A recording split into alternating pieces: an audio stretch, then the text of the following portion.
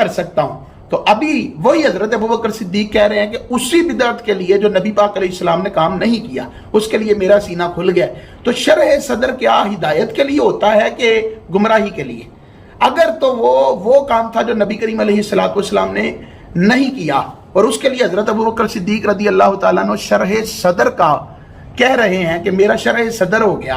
तो फिर इसका मतलब यह है कि क़यामत तक के लिए खुलाफा राशिदीन, यानी वो खुलाफा के जिनको हिदायत अता की गई है, और वो जो हिदायत देने वाले हैं वो मुर्शिद भी हैं मुर्शद भी हैं, उनको हिदायत दी भी गई है और उनको हिदायत देने वाला भी बनाया गया है।